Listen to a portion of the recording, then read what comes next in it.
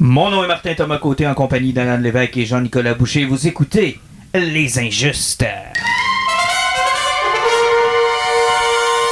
Dans un multivers où l'équilibre et la paix règnent en maître, trois voix discordantes continuent de résonner. Personne n'est à l'abri de leurs critiques acerbes et de leur passion indomptable. Une fois de plus, la culture geek se trouve sous le joug des Injustes.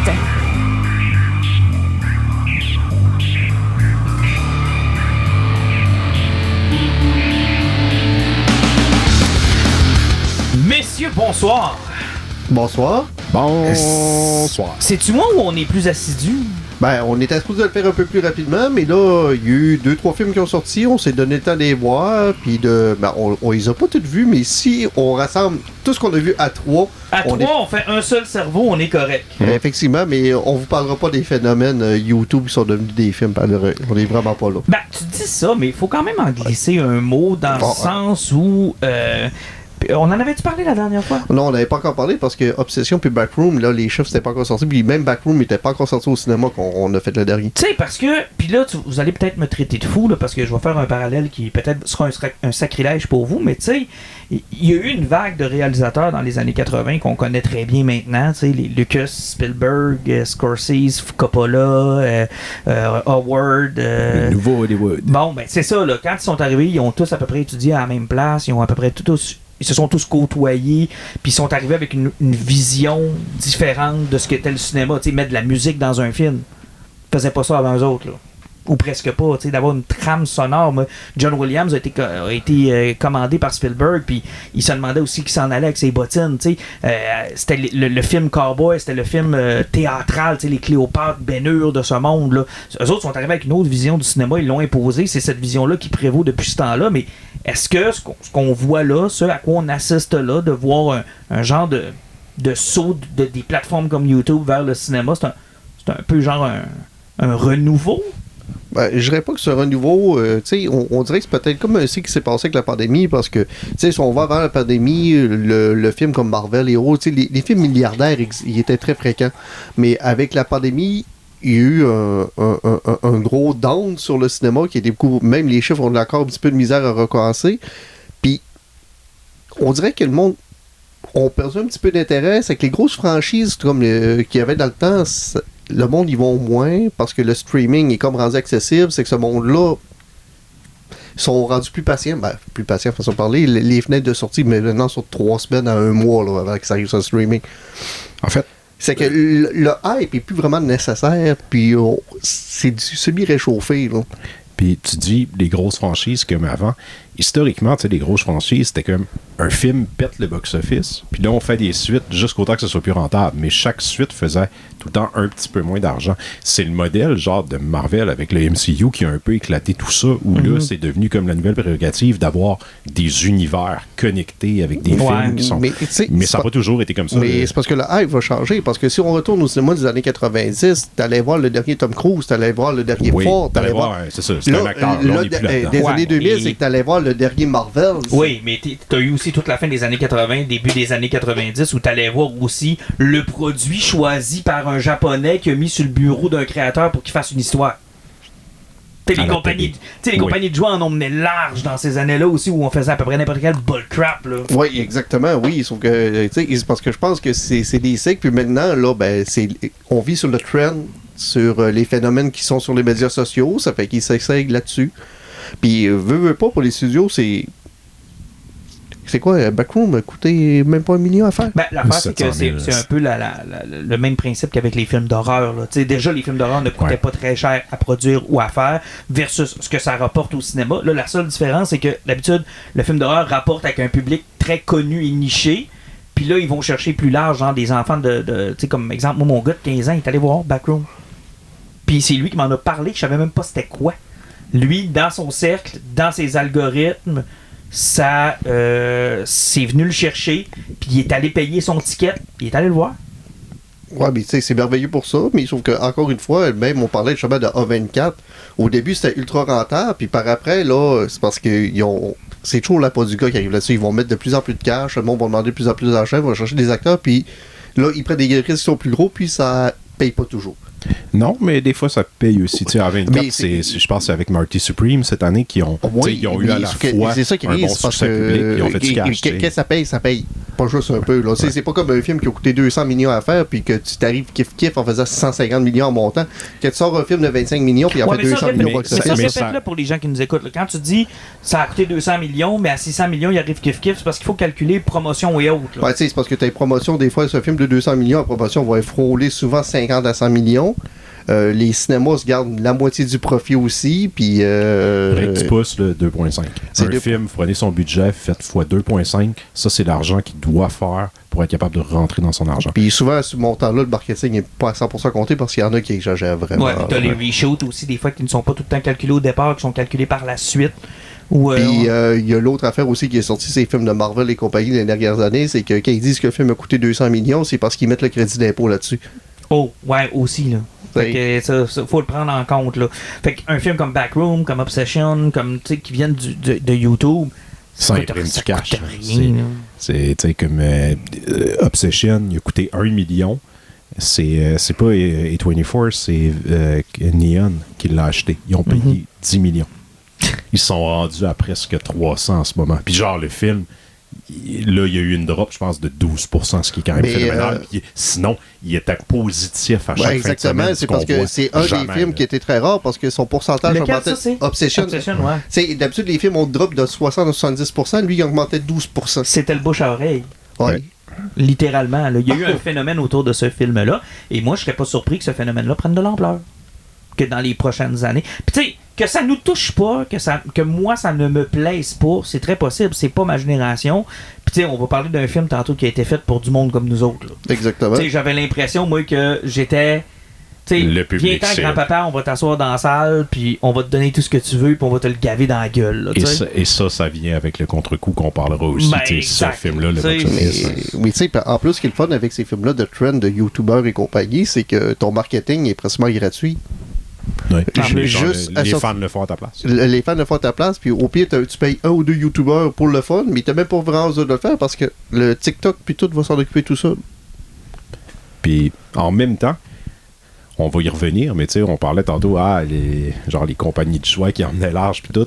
Rappelons-nous que, il y a 2 ans, Barbie, c'était genre un des plus gros succès au box-office de cette année-là. Mais encore. Mattel se réessaye cette année. Mais avec encore une fois, Barbie, par exemple, ça a été un phénomène de trend. OK, sur des films plus grosses productions, t'enlèves Barbenheimer, là, puis ce film-là, il faut pas tant d'argent. Il fera peut-être pas genre 1,2 milliard, mais il aurait fait genre 800 millions pareil. Oui, c'est un film de trend, mais je veux dire, le monde sont allés pareil, puis le monde se laisse pas rien guider par les algorithmes TikTok. Et le premier Joker, on se cachera pas, là, il y a eu un très gros mouvement de trend où si t'allais pas voir le film, t'étais presque un rejet, là. Mais c'était quand même difficile de le prévoir, 2, de le créer. Obsession et Backroom ont fait ça. En même temps, ils l'ont créé. S'il existait une formule pour faire de l'argent au box-office, je veux dire, ça se saurait. Ben oui. On est genre 100 ans, c'est toujours un coup de dé. Les studios, à toutes les fois, se cassent la gueule. Ils essayent des affaires, ça marche. Puis ils font comme, OK, on refait ça, bang, ils se plantent. Il n'y en a pas de recette. Mais surtout que maintenant, surtout des dernières années, il n'y a même plus de stabilité. Tes valeurs sûres n'existent plus. Puis le monde ne sont toujours pas intéressés aux nouveaux IP. Puis pourtant, Backroom, Obsession, c'était des nouveaux IP totalement indépendants. Puis ça a fonctionné. Mais si tu sors un nouveau film qui n'était pas d'une franchise, le monde ne veut pas aller le voir vraiment.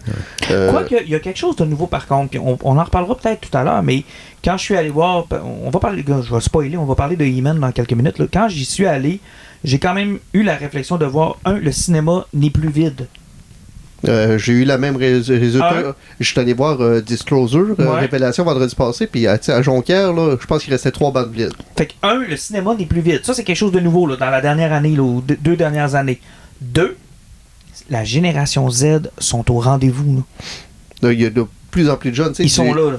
Du 10-15 ans, il y en a de plus en plus. Et mon fils qui s'en va au cinéma, là, c'était pas aller au cinéma. Dans les dernières années, c'était tough. Maintenant, c'est de savoir comment le cinéma va faire la rétention de ces gens-là, parce que si ces gens-là, on leur offre ce que moi on m'offre, ils resteront peut-être pas. C'est le constat qu'on va faire avec ce qu'on va parler aujourd'hui. T'sais, l'offre qui nous parle à nous, c'est plus l'offre qui est rentable, puis ils vont devoir parler à cette génération-là. Sauf que, Jean-Nic, si les Z sont au cinéma, c'est parce que ce sont les enfants des milléniaux qui ont une grosse culture d'aller au cinéma. Oui. Parce que je les ai amenés là, parce que j'y allais avec eux autres, voir les Turtles, voir les ci, voir les ça, les Star Wars, parce que je les ai amenés au cinéma, ce que mes parents faisaient pas avec moi, là. Non, effectivement. Mes parents ne le faisaient pas non plus. Moi, ils m'ont jamais m'amenaient- Ah entendu. ouais, moi, mes parents me traînaient au cinéparc pour au cinéma en Mais permanence. là. t'as été chanceux. Parce que moi, la génération de mes parents, le cinéma, pour eux, ils comprenaient pas pourquoi on allait là. Nous autres, on y allait en gang. Mais ce que ça a créé, mettons, pour moi, c'est que, tu sais, mettons, je suis né en 87. Moi, de 87 à, on va dire, mettons, 2005, le cinéma, c'était extrêmement niché. Mais genre, quand j'ai eu, c'est ça, début 2000, 14-15 ans, que j'étais capable d'y aller tout seul, là, j'ai compensé. Pour moi, c'est devenu quelque chose que j'y allais pas, Hey, mes parents m'amenaient pas. L'été de Fait Austin Power 2, moi, puis ma de Star Wars cinéphilie épisode est née 1, de ça, puis de ce Mommy. manque-là. Ouf. Les supposés-héros. Hey, on est- voyons, non, mais- il y avait American Pie aussi, Hey, c'était cet été-là, j'ai passé l'été au cinéma. Ouais, je vais passer mon été au cinéparc. Mais c'est ça, mais ça, là, les Grecs, ce qu'on appelle les milléniaux maintenant, plus que les X fréquentaient les cinémas, puis nos enfants, c'est des Z. Ou des jeunes alpha. Ouais. Puis je te le dis, c'est drôle que tu aies fait ce constat-là parce que ça m'a sauté aux yeux. J'ai fait, il y a bien du monde. En même temps, si on regarde les chiffres, tu sais, je veux dire, 2025 a été une année plus difficile que 2024 encore, puis là, les premiers chiffres de 2026 sont corrects. Ouais, mais l'année Mais passée, genre, il faut on pas n'est pas dans le pré-COVID tu sais, encore. on va parler de Mandalorian aussi tantôt. Puis, tu sais, l'année passée, c'était l'année où ce qui a été touché par la grève des scénaristes. Moins de sorties qu'il y a eu, puis tout, Ouais. là aussi. Là. Donc, les blockbusters, il y en avait eu beaucoup moins. C'est vrai, mais j'ai hâte de voir. Puis on est dans la fin d'un cycle, ça, je pense qu'on l'a bien compris. Ouais. Le Marvel, je pense qu'à la fin de cette année-ci, vont avoir de vraies questions à se poser. Ouais, Disney, en fait. après, parce c'est que que- là, eux ouais. autres, ils regardent leurs produits de Star Wars, ils regardent leurs Mais, produits de tu Marvel. sais, on va en parler avec Mandalorian. C'est parce que ce soit au niveau du comics, que ce soit au niveau de la série TV, que ce soit au niveau de tout Star Wars. La vache a plus de lait, là. Ben, tu sais, la vache a mal, là. Ah, écoute, elle a les nipples assez rouges, là. Tu sais, il faut rien qu'il regarder par la scène, là. Non, c'est... Puis tu sais, quand ils ont eu la brillante idée de se dire, il va falloir réduire la cadence, je pense qu'on en a trop fait, il était déjà trop tard, là. Ouais. Il était déjà trop tard, la machine à saucisses était déjà, tu sais... Puis même moi, qui étais réticent pour plein de produits, mais en même temps, tu sais, j'étais relativement à jour. Là. J'écoutais les séries télé, puis le bon, le moins bon, je voyais les films. Là, je suis plus à jour. Là. Je regarde moi les non séries télé, puis je suis comme, là, j'ai atteint un point où je suis comme, il y a des trucs que j'écouterai jamais de ma vie. Là. C'est... Ah, moi, Marvel, ça a été... les séries télé m'ont tué, m'ont envoyé un 10 roues d'un jambe, puis... Ouais. Le fait que ce soit pas nécessaire de les voir, ça me... Il donne le feu vert des deuxièmes saisons comme à...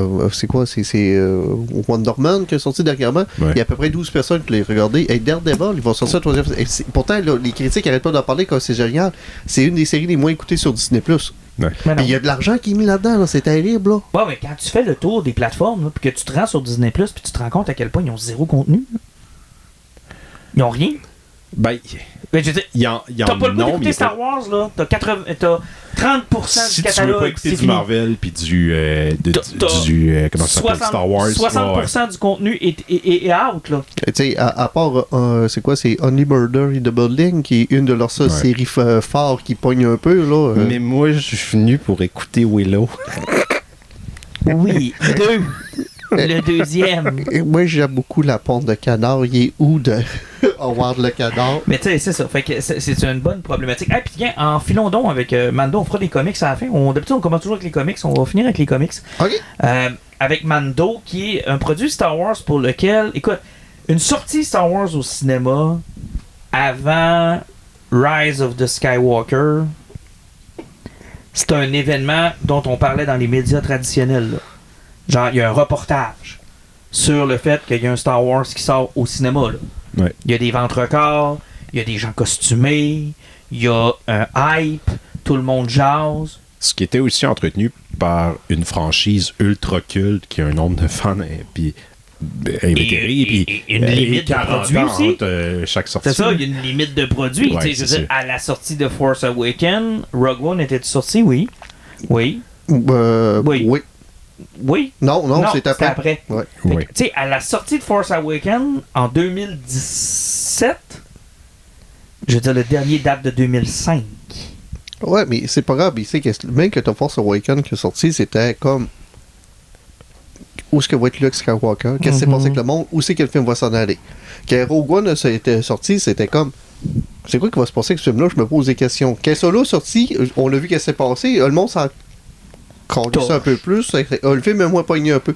Mais tu sais, puis même que la trilogie, mais c'était mauvaise, le monde allait le voir parce qu'il voulait savoir c'était quoi le payoff. Quand on est arrivé avec Mandalorian, on a tout fait, ben, il y en a pas, parce que la fin de la 3e saison a fini avec une fin, qui était une fin. Puis Ashoka, il n'y avait pas encore la 2e saison, puis la saga Tron n'était pas encore commencée.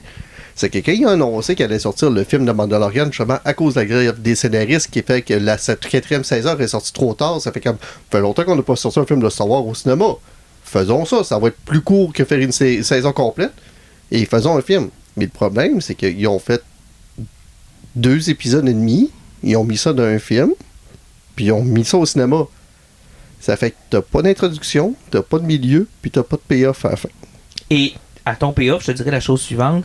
La plus grande qualité et le plus grand défaut de Mando, sa plus grande qualité, c'est qu'on sait pas d'où vient bébé Yoda, puis ils veulent pas nous l'expliquer.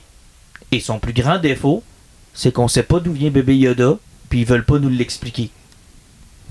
Il y a aussi le fait que c'est un personnage un peu genre, tu sais, tu veux pas connaître son backstory. Ouais, mais il va falloir qu'ils nous le disent à un moment donné. Ouais, tu sais, mais... je dis, moi, le payoff d'un film, je m'étais dit, ils vont enfin adresser. nous expliquer c'est qui ce gars-là. Avec Moff Gideon, puis c'est Force Trooper, puis c'est clones de Force, on pensait qu'il allait l'expliquer, mais tu sais, c'est juste une ouverture pour vous expliquer comment Palpatine est revenu dans le 9e film.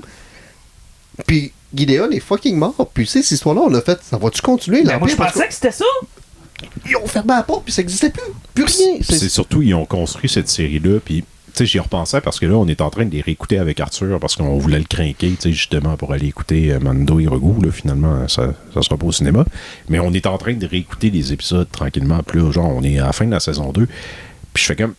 C'est vraiment un des meilleurs produits Star Wars post-Star Wars. Parce que, tu sais, ça répond à ce n'est que de l'aventure. Ça n'a pas besoin d'être autre chose. T'sais, c'est comme, t'as pas besoin de creuser. Tu peux le faire si tu le veux, puis ça ouvre des petites portes pour ça. Mais Mando fait comme s'assumer dans...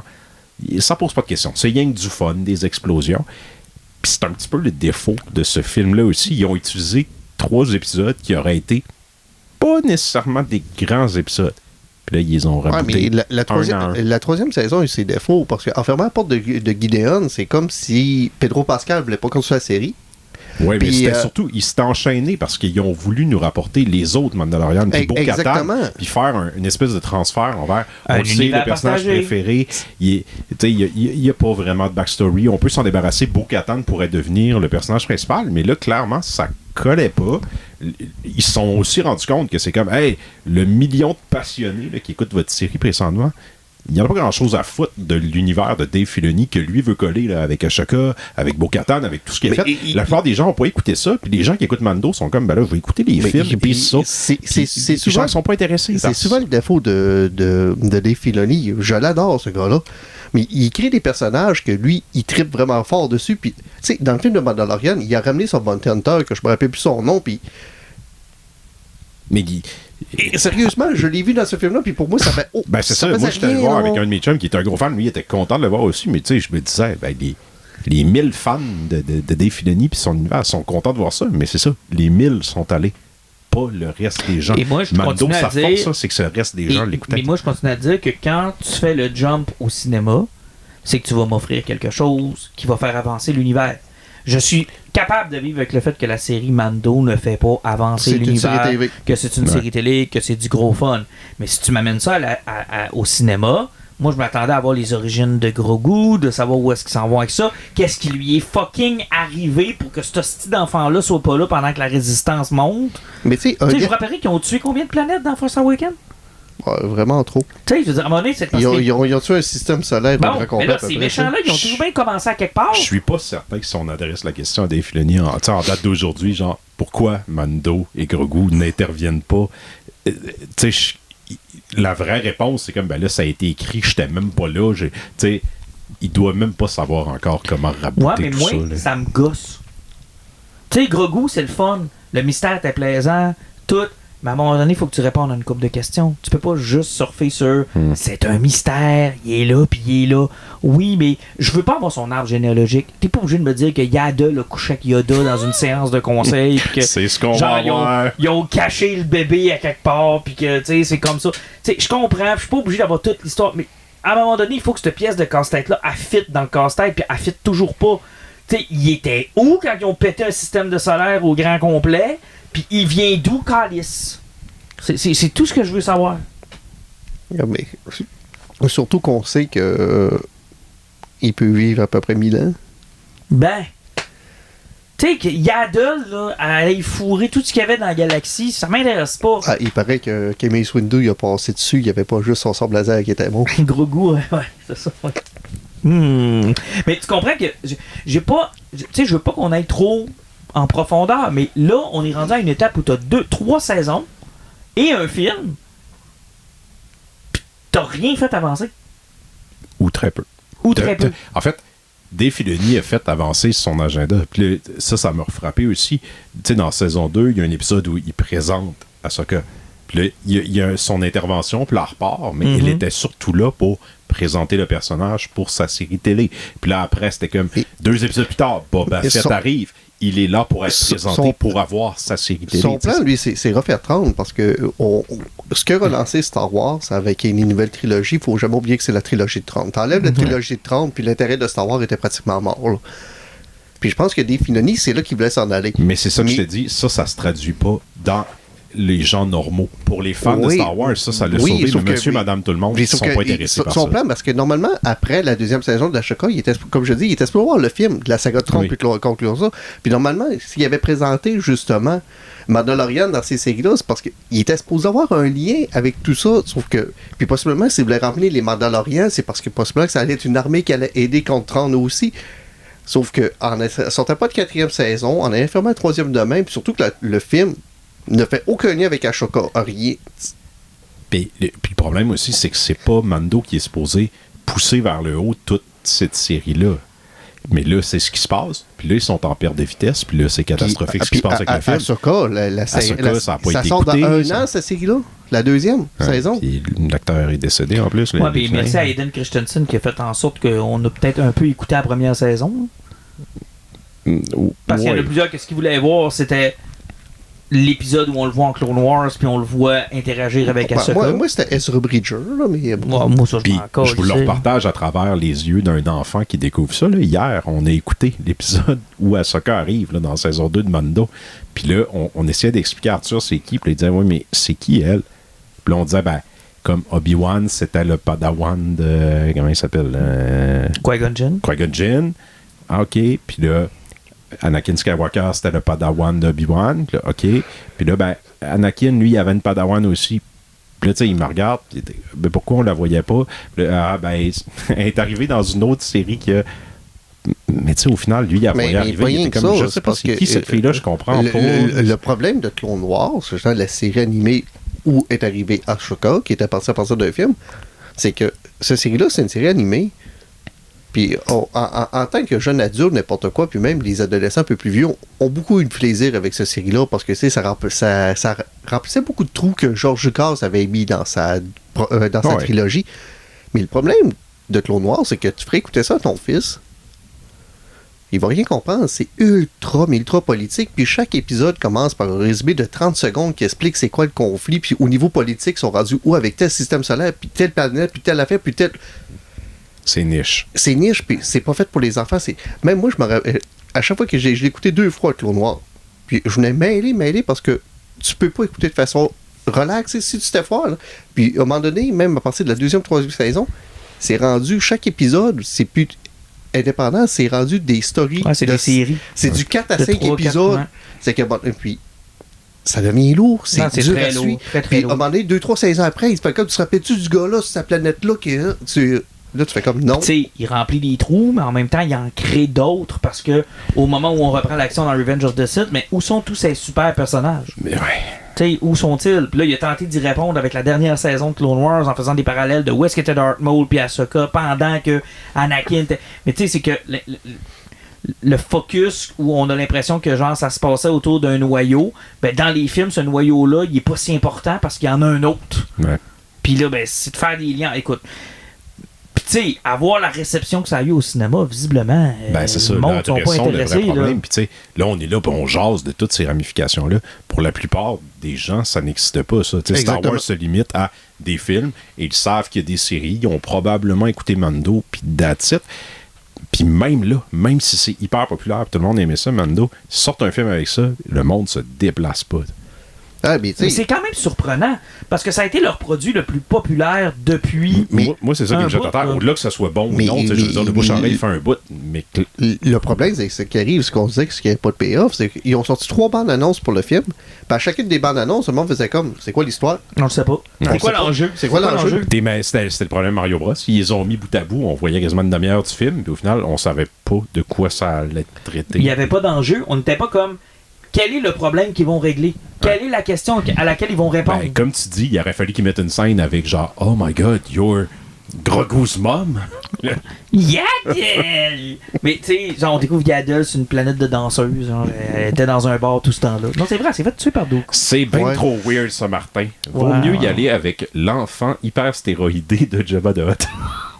Tu sais, sauf- Toi, t'as pas vu le film. Non, j'ai vu le visage.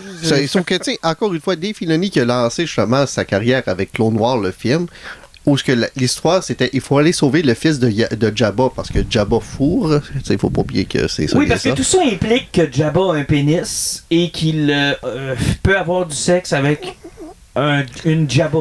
Je te dirais, il y a une bonne partie du film qui se passe à l'intérieur d'un nid de Jabba. Puis quand je te dis un nid, là, tu te rends compte qu'à l'intérieur d'un arbre, c'est toutes des chenilles, puis tes vois se promener. Je suis pas sûr que t'avais besoin de ça dans ta vie. Ça, c'est comme quand de, Jabba a ouvert de un voir livre. des hottes, Puis- genre slimy, genre se promener. mais sur ça- les murs. c'est ça qui me fait rire en plus de ce film-là. Tu sais, puis Dave Filoni, c'est quelqu'un qui connaît bien quand même le lore de Star Wars et Oh, compagnie. shit, oui, là, il Et tu sais, donne un il cours connaît à vraiment ça. l'université Parce qu'il prend les deux plus grands cahiers qui ont remplacé Jabba.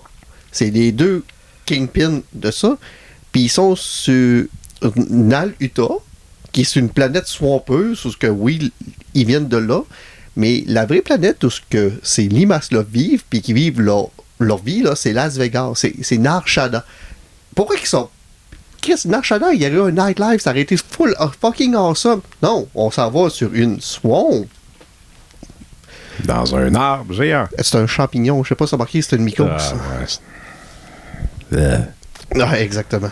Écoute, Puis le fils de Jabba, ben, il est un gladiateur qui a un 6-pack. qui est...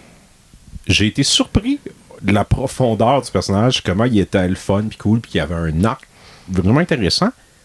Et tout ça est accompagné d'un doublage par Jeremy Allen White, un acteur genre, tu sais, en vogue, vraiment exceptionnel, et qui livre probablement une des performances vocales Ah, je sais pas, les je- plus drapes que vous allez entendre Ok, de toute votre vie. je l'ai vu en C'est français. c'est vraiment particulier. Il parle comme ça, genre, oh, Manda, why are you here, baby?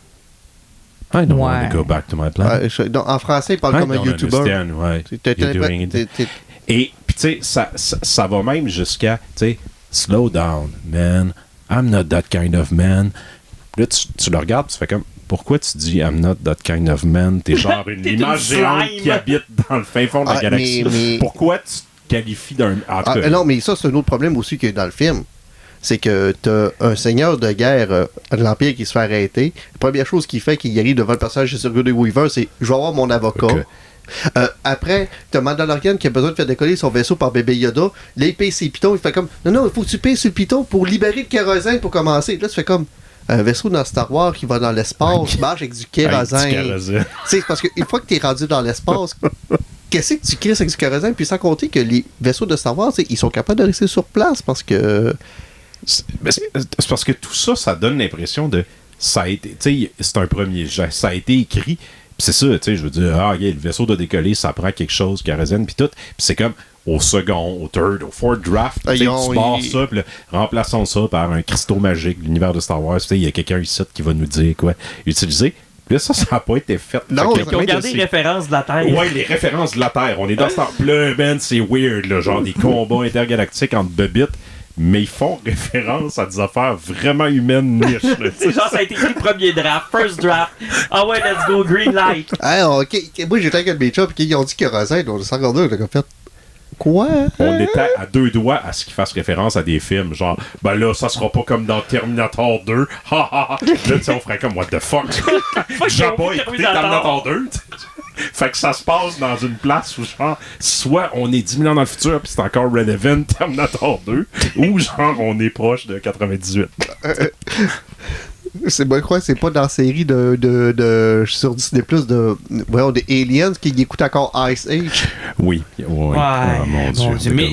Mais c'est quand même surprenant parce que moi, tu vois, si tu m'avais demandé de gager est-ce que ce film-là va ramasser de l'argent, je me serais dit, bah, il va y avoir quand même, tu sais, Mando, c'est ce qui est le plus populaire, il va y avoir du monde qui va être au courant, il y a du monde qui va vouloir voir la ça suite. Va faire 700 millions. C'est ça va... Mauvaise critique, c'est 100 millions. C'est ça, puis, tu sais, genre, ça se rapprochera probablement pas de tout ce qu'ils ont déjà fait avec Star Wars, mais ça ne se classera assurément pas dans ce qu'ils ont fait de pire. Là. C'est ça, mais ils ont pas réussi à vendre le produit puis il n'y avait pas d'histoire. C'est qu'ils ont fait un film pour faire un film, puis tu sais, tu sors du film puis t'es au même point qu'au début. Si au moins il y avait eu, je sais pas moi, un bouche à oreille du genre à la fin du film, Kylo Ren est là, Snoke, on voit la résistance qui commence ou le classique Filoni, là, il va utiliser quelque chose de mal utilisé dans les films. On va leur prendre, on leur travaille puis on rend ça le fun. Là vous allez faire comme wow, c'est malade, puis vous allez... à peu près comme Rogue One, qu'est-ce qui avait fait beaucoup de bouche à oreille, c'est peut-être Darth Vader. Je t'entends pas, Alan.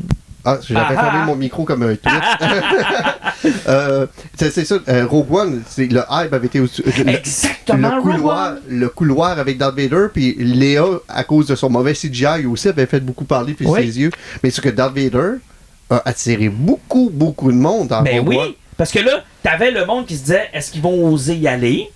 Est-ce qu'ils vont le faire? Puis là, quand le monde revenait des premières séances, ils l'ont-tu fait? Ouais, je peux pas te le dire, faut que tu... Moi, personne m'a dit faut que tu ailles voir ça. Personne. Non, c'est le contraire, je te conseille d'aller voir un autre film. Ah, oui.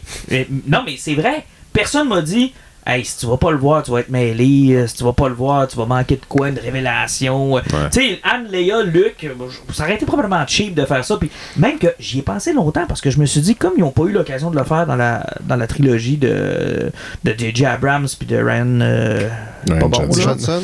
Bon, je me suis dit peut-être que là, ils vont corriger ça. Puis ils ont fait un genre de clin d'œil où les trois sont ensemble, tu sais, dans une base avec Sigourney Weaver dans le fond, là, tu sais. Ben, tu sais, au pire, bébé Yoda qui passe le balai puis qui le lève vers le soleil.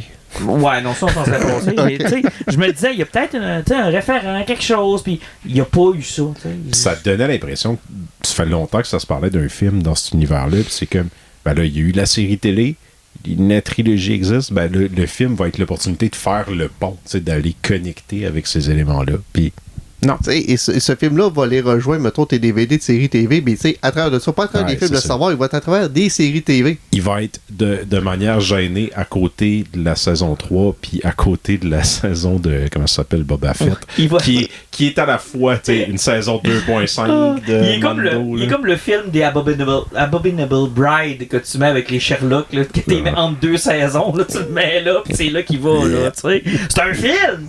Mais t'écouteras pas ça tout seul, tu sais, c'est entre les deux.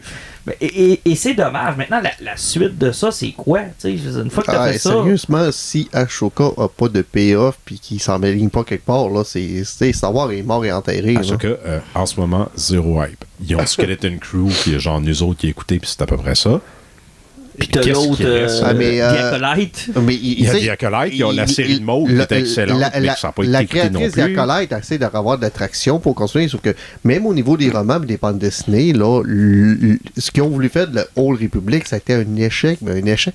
Et ils ont sorti une vingtaine de romans là-dedans, plus mauvais les uns que les autres, puis tout est mort, il y a plus, l'intérêt était plus là. Ils sont pas capables d'aller reconnecter avec la trilogie de Abrams, puis ils ont pas l'air non plus de vouloir... Tu sais, le projet de Daisy Ridley de l'après Rise of the Skywalker... aussi, c'est mort, là. C'est mort.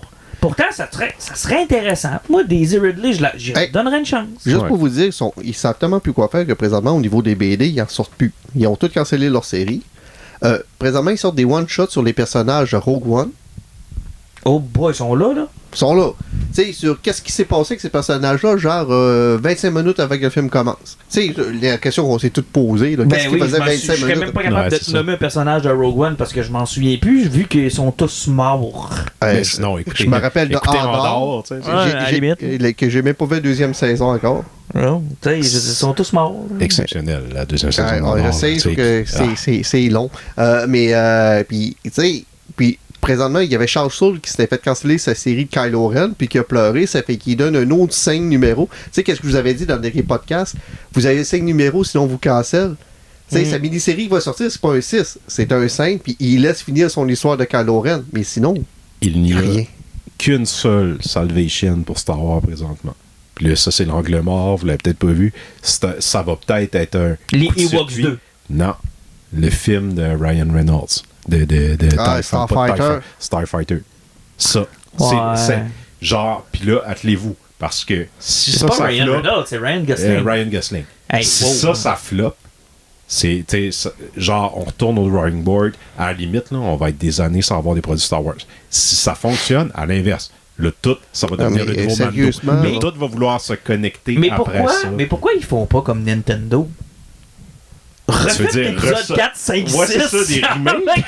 C'est ça, recasse l'épisode 4, 5, 6, là, avec des vrais combats entre Obi-Wan et Darth Vader. C'est poche, mais en même temps, ça lui permettrait aussi de... C'est comme, ah non, on va adresser des hosties de problèmes qu'on a, que George nous a laissé. Ben là, ça, on va envoyer ça à trappe. Là. On va les régler. Tu vas en avoir des affaires dans le bac. Nouveau canon. Là, c'est ça. Il y a du monde de 50 ans fâchés qui vont chialer, mais ils vont dire, OK, on est prêt à passer à travers ça. Là, on va avoir notre nouveau canon. Là, tu vas-tu en avoir des affaires dans le bac? Et Ezra Bridger qui marche en arrière, puis Ashoka qui est sur une planète, puis Boba Fett qui vole dans les airs, puis des vaisseaux de l'épisode 1 qui sont en arrière. Watto va faire un retour, man. Là, ils vont t'en mettre en crise des affaires. C'est Jar Jar qui va narrer. Jar Jar qui narre. Ça, honnêtement, s'ils font ça, je trouverais ça extraordinaire. J'imagine le texte arrive, qui arrive à l'écran, c'est Jar Jar commence à le lire. Mais tout ça n'était qu'un rêve. Voici ce qui est réellement arrivé. Je terminerai avec la chose suivante. Qu'est-ce qui est le plus décevant? De sortir de Mando en disant il n'y a pas de payoff, j'ai eu du fun, mais il manque quelque chose, ou être un kid de 9 ans assis dans une salle de cinéma qui se rend compte que la prochaine heure sera sur les routes de taxation, puis les blocus commerciaux. D'ailleurs, on se disait tantôt, on est 1h10 dans le film, là, il y a une course de pod racers. Qu'est-ce qui se passe? Quand est-ce qu'ils vont se battre? C'est tombé long.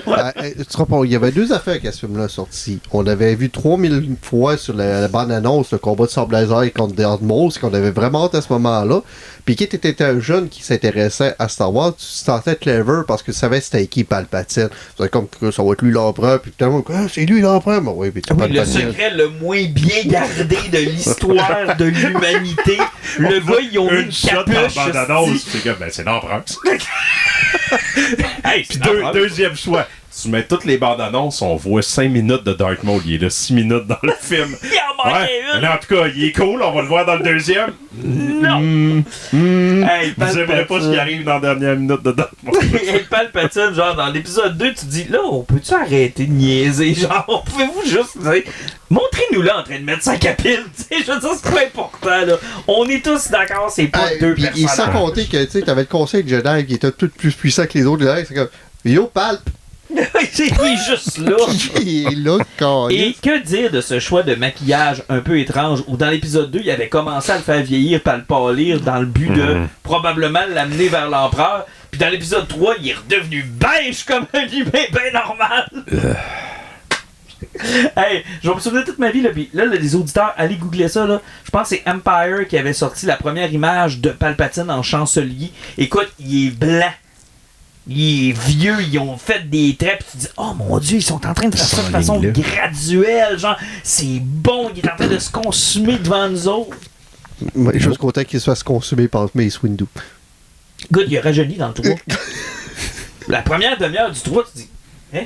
Ah, mais, non, c'est vrai, c'est son clone qui a fourré, c'est pas lui. Ouais, non, lui, il a jamais fourré. Il a jamais fourré, lui. Il les a fait en éprouvette. Hey, ça nous amène à notre deuxième film. Oui, l'autre bord du balancier. Master of the Universe. Musclor. Écoute, c'est un conseil de Alan, parce que j'en avais parlé au dernier podcast. Moi, je suis trop jeune pour He-Man. Mhm. Et je ne comprends pas pourquoi ils sortent He-Man, parce que qui va aller voir ça avec des enfants? Je veux dire, la cible qui devait aller voir ça, les enfants sont déjà genre des adultes. Il y a encore présentement là, plein de scénaristes sont en train d'écrire Monopoly. T'sais, ils sont vraiment en train d'essayer de sortir tout ce qui touche à Hasbro et compagnie. Là, ils essaient de tout. Il y a encore du monde qui écrive du G.I. Joe, il y a du monde qui écrive encore du Transformer.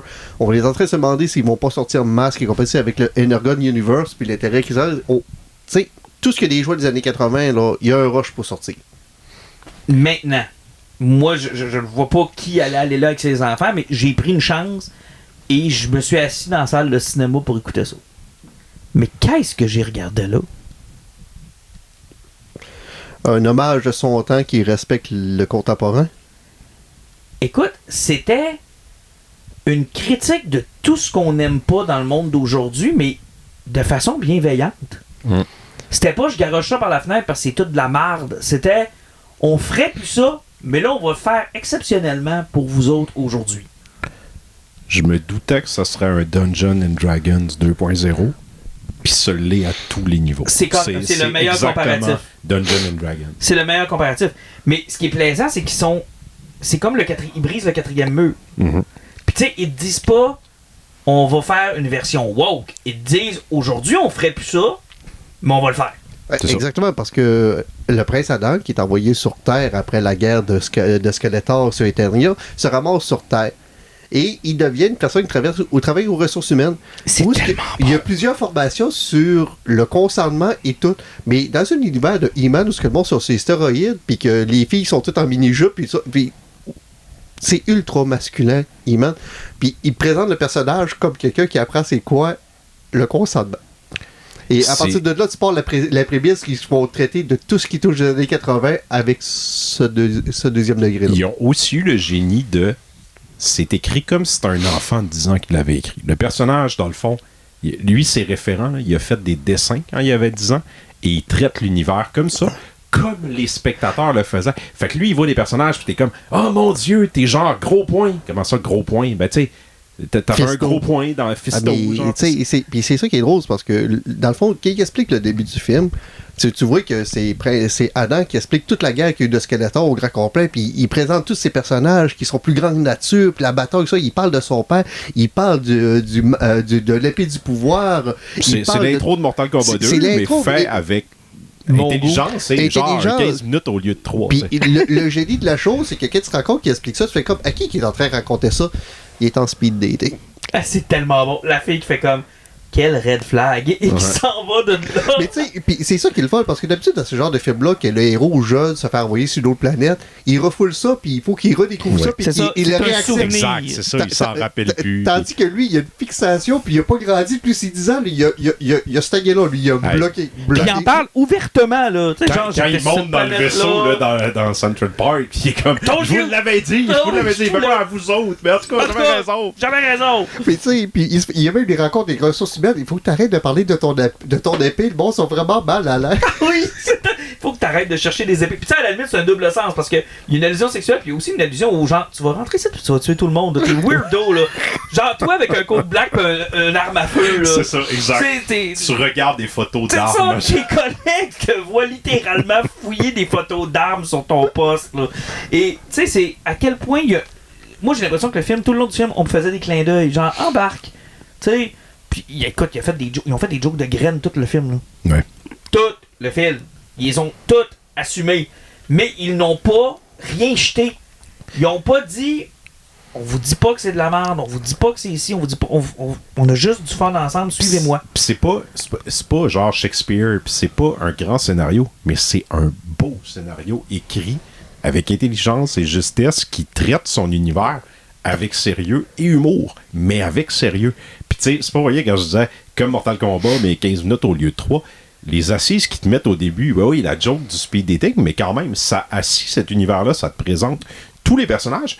Puis là, après, quand ils te les représentent, ils ont une progression. Ils vivent des choses. Tu sais, c'est pas rien que des clichés. Puis lorsqu'ils sont, c'est adressé. C'est ça, pendant que lui était sur Terre, eux autres, ça a continué. Puis là, c'était une résistance. Puis même à ça, tu sais, Skeletor, je sais toujours pas d'où il vient, qu'est-ce qu'il fait, puis qu'est-ce qu'il veut, mais c'est pas important. Ben, tu sais, c'est un démon. Puis, tu sais, c'est pas important. Ce que j'ai aimé de Jared Leto puis sur Skeletor, ce qu'il a apporté, c'est qu'au début, tu le vois, il est ultra violent. Il a tué à peu près tout le monde. Il prend le contrôle d'Eterniol, tu sais, du château tout. Puis, tu le vois, il lève son poing, puis il est mort de rire, puis il rit. Ah, c'est bon, ça. Là, t'as tous ses spires qui la regardent, puis il y a personne qui réagit, puis tout le monde regarde un peu partout. Là, il baisse le poing, il fait comme, on s'est déjà pratiqué. Vous savez qu'est-ce qu'il faut faire normalement là, c'est que vous devez tirer avec moi, ça fait là qu'il arrive. Là, le monde quand ça crie, il fait comme non, le moment est passé. C'est ça. C'est le 4e mur encore, parce que là, il regarde la sorceresse, puis là, fait quand. Il dit, ouais, mais là, quand je crie, tu sais, je monte tranquillement, puis là, c'est la fin. Mais tu sais, normalement, c'est la fin de la scène. Tu sais, il crie, mais là, ils ont continué. Puis là, il rebaisse son poing, puis là, il le regarde, ils sont mal à l'aise. Là, et elle a fait comme elle essaye de les faire applaudir. C'est parce que c'est là que ça allait chercher le côté campy qu'il y avait des années 80, parce que Skeletor avait toujours. Tu sais, il y a plein de mimes là-dessus, sur le côté qu'il y avait ultra quétaine puis cave de Skeletor. Puis ils l'ont. Autant qu'il y a des séquences qui sont ultra dark avec le personnage, il y a toujours ce petit côté-là. Puis, tu sais, la séquence de la fin du combat, là, avec les flashbacks, là, je pleurais, ça n'a aucun sens, là. Qu'est-ce qu'il a osé faire avec Skeletor, ça n'avait aucun bon sens. Ah oui, il est devenu un gars des RH, il est devenu un gars de gym. Un gars de gym, c'est vraiment... Mais ça, le Flash était excellent, puis même le combat à la fin, c'est très cartoonesque, c'est bien utilisé, les effets spéciaux, tu sais, on le voit que c'est fait à l'ordinateur, mais c'est assumé. C'est parce que le ça film, s'en cache pas. Il y a le défaut d'avoir été filmé pour le 3D. Tu sais, la chose que normalement, on essaie d'oublier dans les dernières années, mais lui, il a vraiment été tourné pour le 3D. Mais tu sais, le plaisir est là. Bon, là, il faut en parler. Tu sais, je veux dire, la trame sonore. Épique. C'est... Sérieusement, j'écoutais le film au début, là, quand j'étais le voir au cinéma avec ma blonde, puis là, la toune, justement, un thème Eterniol part, là, avant, là, le moment donné, ça fait comme, ouais, ok, c'est correct, la toune, le moment donné, ça fait comme, non, là, elle est pas dans le matin. Et j'ai passé 3 jours à l'écouter non-stop. Écoute, Brian May sur la bande sonore, tu sais, avec des riffs de guitare qui finissent plus, puis les couleurs, les images, les personnages plus grands que nature, qui ont toutes des spécialités, puis tu sais pas d'où ils viennent, c'est pas grave. Non, c'est ça, c'est pas important. En fait, tu sais, plus loin que ça, tu sais, quand je dis le scénario est écrit par un enfant de 10 ans, c'est pas rien que genre, ah non, c'est Dom. Non, c'est comme un enfant de 10 ans. Genre, littéralement, le personnage principal, souvent, il est comme trop over the top pour cet univers-là. Tu sais, c'est comme, ça lui donne des pouvoirs, l'épée, puis tout. Les trucs deviennent plus des enjeux. Il y a littéralement des vaisseaux que c'est des scies qui découpent les trucs, puis là, il en attrape un, puis il le lance, puis il le fait exploser. Ça devient comme quand tu joues avec tes jouets. C'est comme, il est tellement puissant, il est tellement bon, que, genre, la réalité se résorbe autour. Là. Ben, le film s'amuse à faire ça. On dirait que les créateurs jouent avec les jouets de cet univers-là, puis t'es embarqué, t'es investi. Ouais, mais tu sais, puis c'est une des forces que Travis Knight. Parce que quand il avait sorti Bumblebee, c'est exactement ce qu'il a fait aussi. Hein. Et son Dungeons & Dragons, c'est lui qui l'a écrit aussi, si je ne m'abuse. Ben, tu sais, moi, je pense du réalisateur, mais tu sais, c'est parce que ce gars-là, le code des années 80, il l'avait bien maîtrisé, puis il a du fun avec ça. Tu sais, il sait chercher les bons éléments, puis il sait comment construire une histoire alentour. Et tu sais, c'est quoi le plus triste dans tout ça? Dans les 3 films qu'on vient de nommer? Le premier qui a fait de l'argent? Les 3 ont été des flops. Ouais, Bumblebee avait été un peu moins pire, mais ça a été, c'est parce que lui, il sortait c'est parce que c'est une suite à l'univers Michael Bay, parce que Michael Bay faisait des films de presque 1 milliard, là, ça fait que... Mais Dungeons & Dragons, ça reste encore une de mes grosses déceptions, parce que ce film-là est fun as fuck. Ouais. Tu sais, je veux dire, les gens sont peut-être... Puis là, encore une fois, lui, il a souffert aussi du marketing autour, dans le sens où il y a bien du monde qui se sont arrêtés à Donjons et Dragons. Ça arrêtait là. Genre, ça sera pas pour moi. Ça fait partie d'un jeu d'un univers que je veux pas connaître. Je vais être mêlé. J'aimerais pas ça. Or, le film est toujours bien assez le fun, là. Ouais, que tu connaisses Donjon ou non. Ils tiennent par la main, puis t'as une aventure. Puis écoute, moi, la joke des questions, je la trouve encore drôle. Mais tu sais, Donjon Dragon, ils avaient misé sur Chris Pine pour y attirer du monde. Là, ils ont misé sur Camilla Mendes, puis l'autre gars que je connais pas qui a fait E-Man, mais il y a beaucoup de jeunes qui le connaissaient aussi. Même en faisant ça, c'est parce que malheureusement au cinéma, c'est qu'arrive, les noms attirent plus. Mais ce qui m'a surpris du film, c'est drôle que tu parles d'eux autres, parce que je me disais, tu sais, il y a un cast de Gen Z, là, il y a un cast de jeunes acteurs qui prêtent leur talent à un truc de Gen X. Ah, il y a avec Idris Elba qui est dedans. Oui, comment la Gen Z qui va au cinéma, dont on parlait en début d'émission, va accueillir ce genre de film-là? T'sais, ils ont-tu un appétit pour ce genre de film-là? Ils vont-tu triper? Parce que moi, je me suis senti comme le gars qui se faisait rassurer puis qui se faisait flatter au cinéma. Moi, quand je l'écoutais, là, j'étais là. Moi, je suis le public cible pour ça. Le film parle, il me parle à tout moi. ce que j'aime. Mais c'est ça, on est en minorité. Mais, c'est ce qui se passe quand je suis allé voir le film au cinéma aussi, que j'ai trouvé de la valeur, parce que moi, la salle que je voir était aux 2 tiers pleine. Puis, tu sais, ça variait de 8 ans à 75 ans dans la salle. Tu sais, j'avais tous les groupes d'âge étaient là. Puis pendant le film, le monde cheerait, puis le monde avait du fun. Puis tu sais qu'il y avait des jokes, le monde répliquait sa joke. Tu sais, tu voyais que le monde avait du fun. T'es investi. Puis même quand le film a fini, là, le monde a resté pour les post-credit scenes. Puis quand ils ont présenté, ben ça, on va le spoiler, ils présentent She-Ra à la fin. Et là, t'as eu des flots qui étaient en arrière, qui étaient là. Je savais pas. Ils étaient là. Wow! J'ai vraiment hâte à la suite. T'sais, le monde, même les petits bouts de cul d'en bas de 10 ans, là, ont trippé, puis quand ils ont vu ça, ils trippaient vraiment. Moi, j'ai eu plusieurs petits bouts de cul dans ma salle qui étaient traumatisés, puis ça a pris du temps avant de rentrer dans le film parce qu'ils venaient de voir la bande-annonce de Jackass.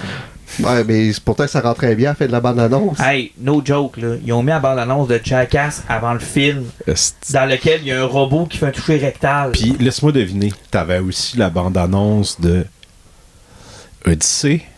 Après ça... Non, j'ai pas vu encore Odyssey à bande-annonce. Non, mais j'ai eu Jackass, tu sais, pour des enfants de 8-9 ans qui étaient dans la salle, là.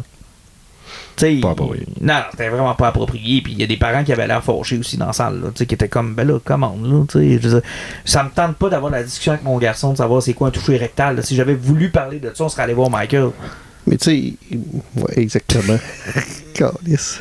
Merci, Alan. J'attendais que quelqu'un poigne. J'attendais que quelqu'un la poigne. Je suis vraiment content.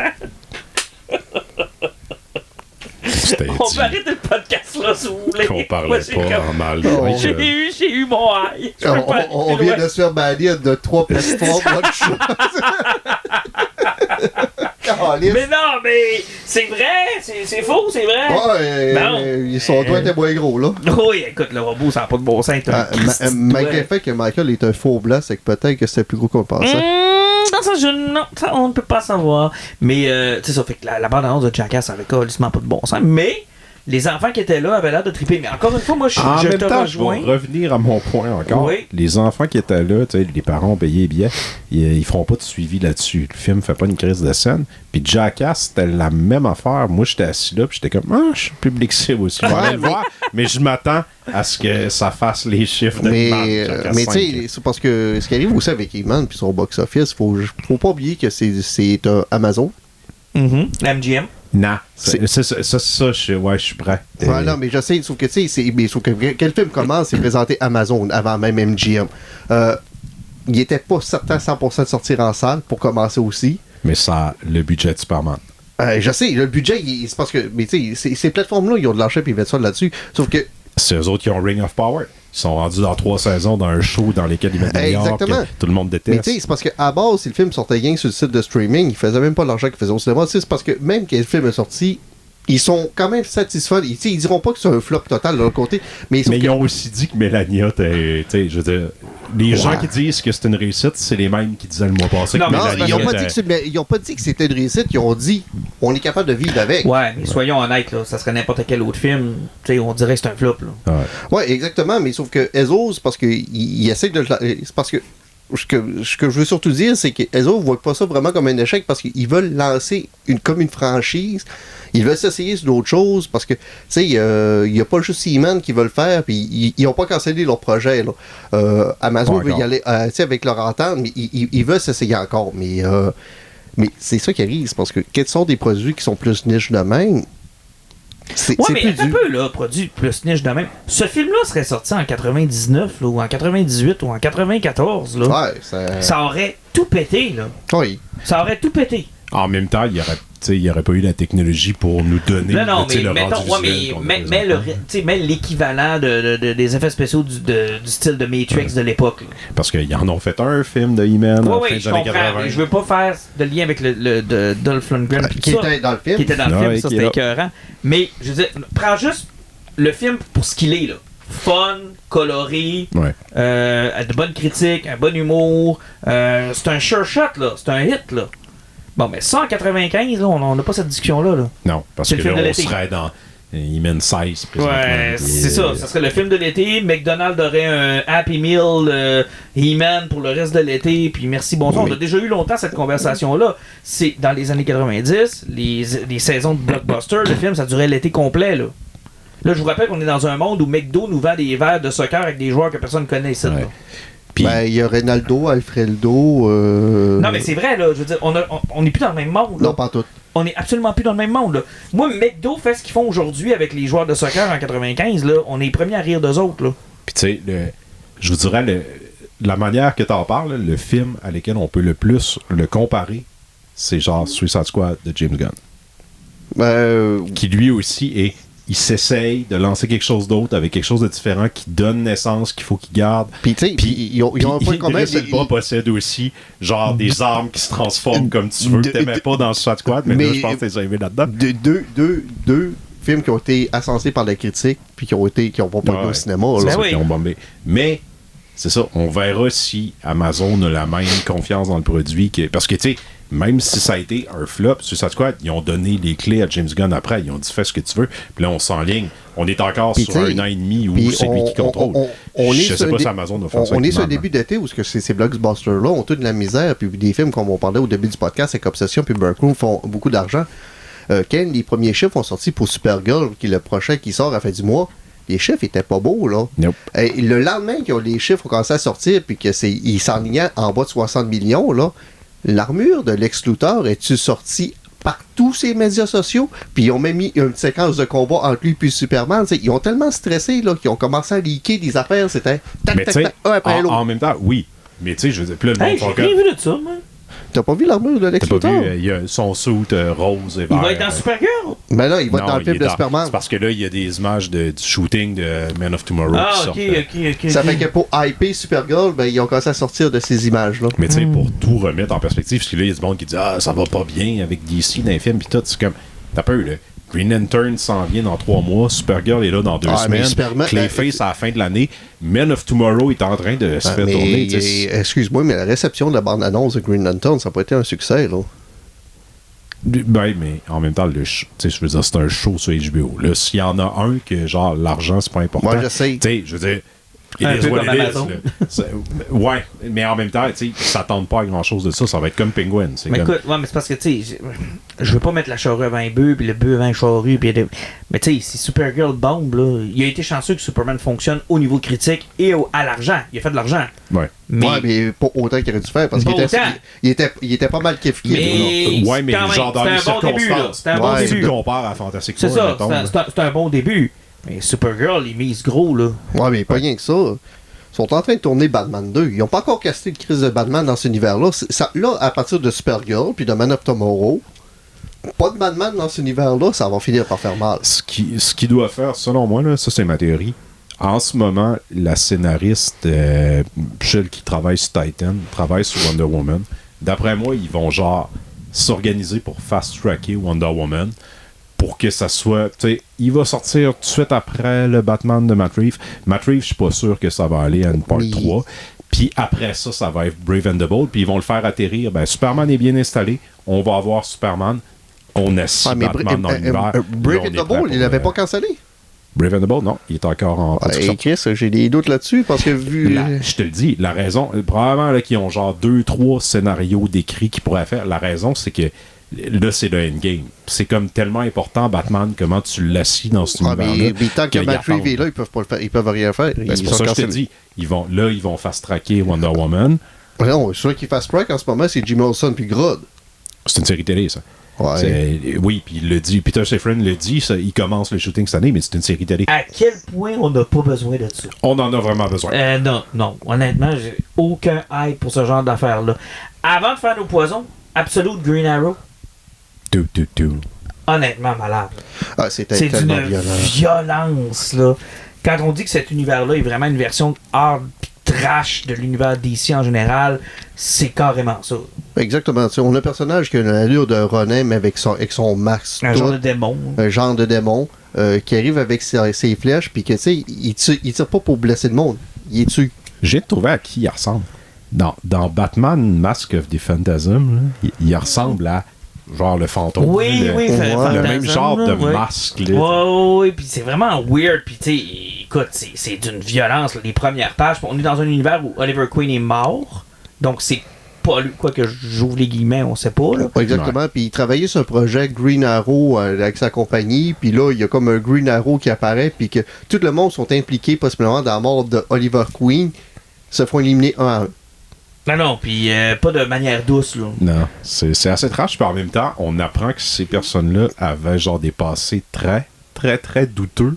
Fait qu'il y a un côté genre, ah, ok, c'est pas rien parce qu'ils connaissaient Oliver Queen, c'est que c'était des tout croches. Puis là, il y a Dinah Lance qui est engagée pour enquêter là-dessus. Puis elle, c'est une amie de jeunesse d'Oliver Queen. Protéger aussi finalement les partenaires in crime d'Oliver Queen. Oui, parce qu'il y a ça aussi. Ceux qui sont les suspects présentement, c'est ceux qui, dans la continuité, sont genre on va dire les Red Arrow, là, les Robin de Green Arrow, là, comme Roy Harper ou Dinah Lance.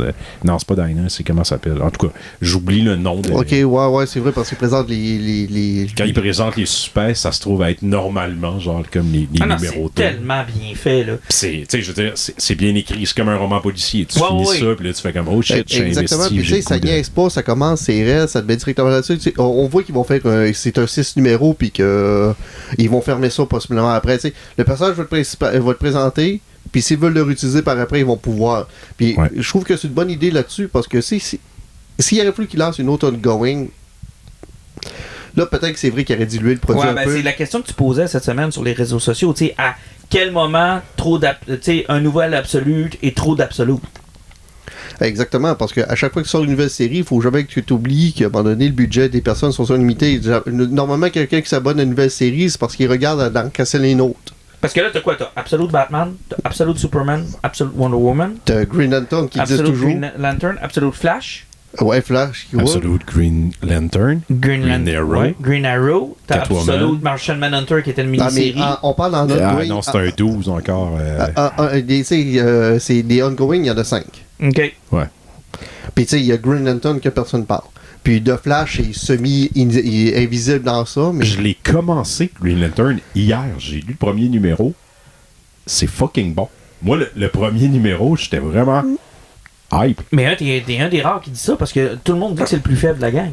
Ben, peut-être, mais moi, ce qui m'a surpris, je suis rentré puis j'étais comme, ben, il y en a 12, je vais aider. Non, genre à 13, ça continue. Ça continue, mais j'étais comme, ça continue, il doit y avoir quelque chose. Ouais, on en reparlera, là. Le premier numéro, je suis vraiment intrigué. C'est meilleur que je pensais. OK. Moi, c'est Martian Manhunter qu'on me dit beaucoup de bien. Ouais, celui, je l'ai pas lu encore non plus, là, mais peut-être un jour. Et Absolute Catwoman a fait son entrée aussi cette semaine. Et là, je suis déçu, j'ai pas eu le temps d'aller le chercher encore, mais moi, j'avais beaucoup de hype pour Absolute Catwoman. Mais on l'avait déjà dit dans un ancien podcast, c'était probablement le personnage qui en offrait le moins, là, qui était le plus proche de sa contrepartie de l'univers. Mais tu sais, la vérité là quand même, c'est que il n'y a pas une grosse différence. Ok, c'est encore ça? Exactement, puis c'est juste qu'à la fin, il y a comme une révélation qui est un peu différente. C'est juste que dans le temps, elle travaillait pas tout seule, elle avait comme une équipe de chats. Au début, ils ont présenté quelque chose, puis j'étais comme, c'est une bonne idée, puis là, finalement, j'étais comme, ok, j'ai comme mal compris ce que c'était. Qu'est-ce que t'avais compris, Jean-Nic? Parce que, genre, elle arrive quelque part, puis là, il y a comme, on suit une Catwoman, puis là, en or, puis là, tu te rends compte, c'est pas Catwoman. Elle est en arrière, puis elle fait comme à la gonne. Puis là, je fais comme, oh shit, ok. Il y a genre plein de Catwoman un peu partout sur la planète. Et elle, c'est une chasseuse de Catwoman. Mais c'est pas exactement ça. C'est comme Malan dit, elle avait une équipe pis tout. Là, ça semble être genre du copycat. Mais tu sais, c'est ça qui arrive, c'est parce que à 25 ans, elle était tellement rendue riche qu'elle a pris sa retraite. Puis là, c'est son passé qui vient déjà la rechercher à 25 ans. Tu sais qu'elle est une jeunesse, une adolescence trop bien remplie. Elle est beaucoup plus proche d'un Batman dans cet univers-là. Elle a sa cave. On se parlera pas, là, mais il y a plein d'affaires. Elle a sa 4 caves, puis tout, effectivement. La 4 caves. Ouais, la 4 caves. Ouais. Ça, il y a son bac à cierge. Mais je veux dire, c'est vraiment sympathique. Moi, je l'ai eu. J'ai eu du fun, mais je suis content que ce soit un 6 numéros. Fait que ça va être une belle petite histoire concise qu'il va nous raconter. T'es sûr que t'aimerais pas ça coucher avec Céline Lecaille, puis le matin, l'entendre dans son bac? Puis là, elle chie à côté du bac parce que le bac est plein. Puis là, elle rentre dans le lit, puis elle met plein de rouge dans le lit. C'est comme, chier dans le lit un matin, le bac t'es pas vidé, c'est génial. On a tous ce rêve-là, j'imagine. Mais là, je suis content, je vais le lire cette semaine, puis le fait que ce soit une mini-série. Mais comme je te dis, moi, j'avais des appréhensions dans le sens où c'est le personnage qui en a le moins à offrir. Tu sais, on parlait de Green Arrow, tantôt, on est complètement ailleurs. On parlait de Superman, Batman, on est complètement ailleurs. Mais je te dirais, tu vas le lire, puis tu penseras pas à Batman. Ça, c'est comme une force, là. OK. Tu te diras pas genre comment Batman aurait... Non, tu lis du Catwoman puis... Ça j'ai hâte de voir parce que on n'en parle pas souvent, mais tu sais, le ongoing de Catwoman offre quand même, il y a eu une couple de bonnes histoires là-dedans. Joel Jones était là-dessus entre autres, puis c'était très très bon. Il y a pas si longtemps, ça doit faire une quinzaine d'années là, que j'en ai pas lu, mais c'était bien, là. Il y a une couple de trade paperback qui était cool, là. C'est pas un titre qui est déplaisant à lire et à regarder. Tu me fais penser, je vous enligne sur quelque chose de drôle que je pensais hier. Tom King est encore sur Wonder Woman, genre après une vingtaine de numéros. Je pense qu'il est rendu au numéro 30 en montant. Là. Admettons là, que Tom King se fait mettre. Tu sais, mettons, Wonder Woman s'arrête, genre là. Il se fait mettre, on va dire, dehors de Wonder Woman. Est-ce qu'on lui donne Superman pour qu'il ait la chance de. D'avoir touché à Sainte Trinité, ouais. Ben là, il y en a scrappé au moins un, fait que, tu sais, si tu veux... Ben, scrappé, ils ont fait le fun, ça a mal fini, mais... Ça a très mal fini, mais ouais, pourquoi pas. Mais moi, tu sais, on en a déjà parlé dans des anciens podcasts, là. Moi, ce que j'aimerais, c'est voir une femme aux commandes de Batman. Il y a des bonnes écrivaines puis des bonnes artistes féminines à qui on donne toujours Wonder Woman ou Harley Quinn ou tu sais, on leur fait pas confiance sur des titres comme Batman parce que c'est ton flagship et tu vas absolument avoir des gros noms, mais est-ce que j'aimerais ça avoir une série de Batman écrite par une femme? Ouais, peut-être que les statistiques qu'ils ont sur le lectorat te donnent pas raison, par exemple. Probablement, mais je suis sûr que ça donnerait une twist haute pour être intéressante. Ouais, je suis convaincu. Michael Simmons, Batman. Genre, est-ce que j'aimerais ça? Je trouverais ça tellement cool. Tu sais, Joel Jones, j'en ai déjà parlé, j'aimerais ça l'avoir là. Tu sais, il y a une couple de trucs. Comment s'appelle Thompson, qui est sur Absolute Wonder Woman. Elle est très bonne aussi, tu sais. Mais ils l'ont jamais faite. Puis, tu sais, je sais pas pourquoi ils l'ont... Moi, je l'essayerais. Mais ils s'obstinent à mettre des noms, je suis correct, là, mais tu sais, Zarski, là, j'ai pas été surpris, là. Ah, ça t'a fait 8 numéros, là, c'était pas ça, génial, là. Tinian 4, je l'aime bien, là, mais c'était pas une grosse run non plus, là. Lui qu'on a là est très bon, là. Ouais, Matt Fraction. Est très bon. Ouais, là, il y a que les bouts présentent que ça commence à avoir des crossovers avec Poison Ivy, qui, tu sais, c'est une série qui est rendue au numéro 45, qui approche du numéro 50, puis il décide de faire un crossover avec ça parce qu'il est devenu mairesse de Gotham. Tu sais, dans une série qui à peu près, je sais pas combien de personnes qui sont en train de lire Poison Ivy, c'est comme passer quelque chose de super important dans l'univers de Gotham. Elle est devenue maire. Parce que là, Vandal Savage est commissaire, puis elle est maire, ça va bien. Exactement, mais tu sais, Vandal, c'est arrivé pendant la run de Starsky, sauf que Poison Ivy, c'est jamais arrivé, ça n'a jamais été introduit dans l'univers de Batman, c'est vraiment dans sa série. Puis là, présentement, dans la run de Matt Fraction, il va y avoir un crossover avec Poison Ivy. C'est que dans la série qu'on suit présentement, il faut ramasser 2-3 numéros de Poison Ivy pour suivre le story arc présent. On aime ça. Je trouve tellement ça. J'adore ça, moi, quand ils me font ça. Rappelle-moi tous les numéros que j'ai de War Game qui étaient dans 15 séries différentes. Puis il y avait genre 4 Robins à cette époque-là. Puis genre. Ah, mais tu imagines-tu, mettons, que t'es un propriétaire de comic book puis tu gères des actions, mais je veux suivre cette série-là. Tabarnak. Ça prend 2 Poison Ivy. En même temps, c'est payant. Là. C'est comme, tu vas la suivre? Je t'abonne à ça, je t'abonne à ça, je t'abonne à ça. Tu m'avais pas dit que tu voulais te désabonner. Ben exact, c'est ça. Moi, je t'ai mis pour Robin pour suivre Wargame, et là, tu le suis après. Ça, c'est sans compter tous les épais comme moi qui vont arriver avec cool, mon Batman de ce mois-ci, Part 3. Chris. Sont où les 2 premières parties? Hey, sérieusement? Là, tu vas arriver au comic book, puis ils vont faire, ben oui, c'était dans Poison Ivy. Sérieusement, dans le dernier preview, j'ai failli passer de ouette. C'est juste que ça a donné que j'ai lu ça, puis que, tu sais, il disait, un event se passe avec ça, puis là, j'étais sur mon PDF, sur mon ordinateur, que je pourrais aller lire dessus, je l'ai zoomé, puis j'ai été lire, j'ai fait, ah, tu sais, mais j'ai failli, parce que, tu sais, Batman, je suis déjà, c'est bien rare que je sais moi, je suis en single, là, mais... Tu sais, je suis en single, mais je suis abonné, ça fait que... Mais là, je checkais dans le preview, puis ça a donné que ça me tapait à l'œil qu'ils ont dit ça, parce que ça a failli passer doigts. Écoute, Patrice, si tu nous écoutes, je compte sur toi. Parce que moi, j'ai pas prêté attention à ça. Abonne Martin à tous les séries. Ne m'oublie pas, Pat, s'il vous plaît. Hey, nos poisons, je vais commencer. Ok. J'ai le goût de commencer. D'accord. Nouveau livre de mon auteur préféré, J.R. Dos Santos. Ce journaliste et présentateur télé portugais qui a créé une série de livres avec son personnage Thomas Noronha, qui est un historien, un genre d'Indiana Jones, un genre de Da Vinci Code. Il a écrit plusieurs livres. La Formule de Dieu étant son plus populaire. Les gens, si ça vous dit quelque chose, c'est peut-être le seul que vous connaissez. Vaticum, il a fait La Femme au Dragon Rouge, il a fait Protocole Chaos l'an dernier, il a fait L'Ultime Secret du Christ, Âme Animale. Écoute, je pourrais continuer comme ça pendant longtemps. Il y a une bonne grosse run de livres et il y en a sorti un nouveau qui a été traduit donc au mois d'avril dernier, Le Sixième Sens, et c'est écœurant. C'est encore avec son personnage principal. Il parle à des fantômes. Non, cette fois-ci, on explore les nouvelles avancées de la science au terme de la conscience et des drogues hallucinogènes, comme le LSD. Le DMV4. Puis toutes ces affaires-là, les microdoses, puis que ça pourrait, entre autres, guérir la dépression, les dépendances, que ça ne rend pas addictif, que ça pourrait même élever la conscience à d'autres niveaux, et ça pourrait même être à l'origine de plusieurs religions, parce que ces substances-là étaient là aux époques où la religion a été fondée dans différentes parties du monde. Il y a une grosse théorie autour de ça, puis des recherches scientifiques qui avaient été bloquées au tournant des années 70 parce que il y avait eu des meurtres sous l'influence de LSD, puis on s'est rendu compte après coup que c'était pas ça prend tout.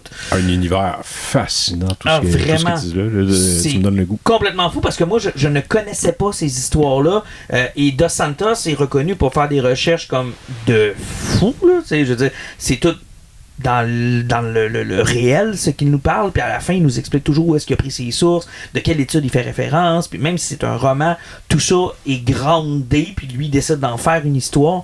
Puis effectivement, au tournant des années 70, même les scientifiques avaient été interdits de faire des recherches sur ces drogues-là. Là, ça commence tranquillement pas vite, puis là, il nous raconte une histoire, puis là, les Chinois courent après ça avec le Parti communiste, puis écoute, c'est complètement capoté, complètement absorbé par le livre. Je le trouve supérieur à Protocole Chaos. Protocole Chaos, c'était lui de l'an dernier où on était sur les systèmes de radicalisation sur Internet.